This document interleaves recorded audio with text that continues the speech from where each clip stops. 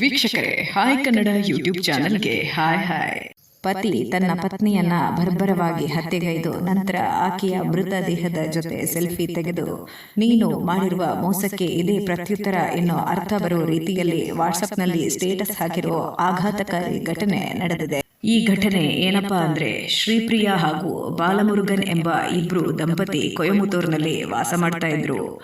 ಈ ದಂಪತಿಗೆ ಇಬ್ರು ಮುದ್ದಾದ ಮಕ್ಕಳು ಕೂಡ ಇರ್ತಾರೆ.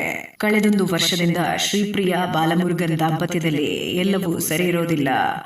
ಪತಿಯ ಜೊತೆ ದಿನವೂ ಜಗಳ ನಡೀತಾ ಇರುತ್ತೆ. ಇದರಿಂದ ಮನನೊಂದಂತಹ ಶ್ರೀಪ್ರಿಯಾ ತನ್ನ ತವರು ಮನೆಗೆ ಹಿಂದಿರುತ್ತಾರೆ. ಶ್ರೀಪ್ರಿಯಾ ತನ್ನ ತವರು ಮನೆಗೆ ತನ್ನ ಇಬ್ರು ಮಕ್ಕಳನ್ನ ಕೂಡ ಕರೆದುಕೊಂಡು ಹೋಗಿರ್ತಾರೆ. ಆದರೆ ಶ್ರೀಪ್ರಿಯಾ ಹಾಗೂ ಶ್ರೀಪ್ರಿಯಾ ತಾಯಿ ಮಧ್ಯೆ ಈ ನಡುವೆ ಬಿರುಕು ಉಂಟಾಗತ್ತೆ. ಆಗ ಶ್ರೀಪ್ರಿಯಾ ಮಕ್ಕಳಿಬ್ಬರನ್ನ ತಾಯಿಯ ಜೊತೆ ಬಿಟ್ಟು ಮಹಿಳಾ ಹಾಸ್ಟೆಲ್ನಲ್ಲಿ ಸೇರ್ತಾರೆ. ಹಾಸ್ಟೆಲ್ನಿಂದ ಪ್ರತಿದಿನ ನಗರದ ಅಂಗಡಿಯೊಂದಕ್ಕೆ ತೆರಳಿ ಕೆಲಸ ಮಾಡ್ತಾ ಇರ್ತಾರೆ ಶ್ರೀಪ್ರಿಯಾ.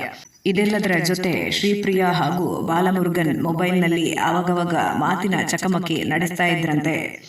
ಶ್ರೀಪ್ರಿಯಾಳ ಶೀಲವನ್ನ ಪತಿ ಬಾಲಮುರುಗನ್ ಶಂಕಿಸ್ತಾ ಇದ್ದ.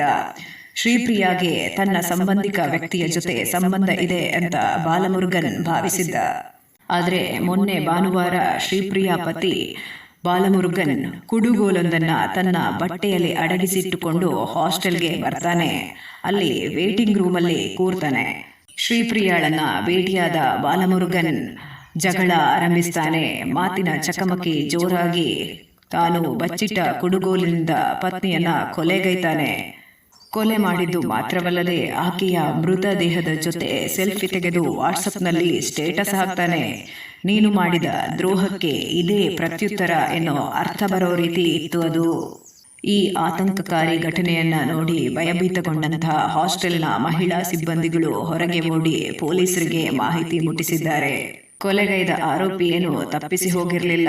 ಪೊಲೀಸ್ ಬರೋ ತನಕ ಮೃತದೇಹದ ಬಳಿಯೇ ಕುಳಿತುಕೊಂಡಿದ್ದಂತೆ. ಈ ಘಟನೆ ಮಹಿಳೆಯರ ಮೇಲೆ ತಮಿಳುನಾಡಿನಲ್ಲಿ ಹೆಚ್ಚುತ್ತಿರುವ ದೌರ್ಜನ್ಯಕ್ಕೆ ಸಾಕ್ಷಿಯಾಗಿದೆ ಎಂದು ಆಕ್ರೋಶ ವ್ಯಕ್ತವಾಗ್ತಾ ಇದೆ. ಪೊಲೀಸ್ ಪ್ರಾಥಮಿಕ ತನಿಖೆಯಲ್ಲಿ ಗೊತ್ತಾಗಿರೋದೇನೆಂದ್ರೆ, ಪತಿ ಬಾಲಮುರುಗನ್ಗೆ ಪತ್ನಿಯ ಶೀಲದ ಬಗ್ಗೆ ಸಂಶಯ ಇತ್ತು. ತನ್ನ ಸಂಬಂಧಿಕ ವ್ಯಕ್ತಿಯ ಜೊತೆ ಶ್ರೀಪ್ರಿಯಾಗೆ ಸಂಬಂಧ ಇತ್ತು ಎಂದು ಆತ ಭಾವಿಸಿದ್ದ. ಹಾಗಾಗಿ ಆಕೆಯನ್ನ ಕೊಲೆಗೈದು ಆಕೆಯ ಮೃತದೇಹದ ಜೊತೆ ಸೆಲ್ಫಿ ತೆಗೆಯುವ ಮೂಲಕ ಪ್ರತೀಕಾರ ಮಾಡಿದೆ ಎಂದು ಆತ ಹೇಳಿಕೊಂಡದ್ದು.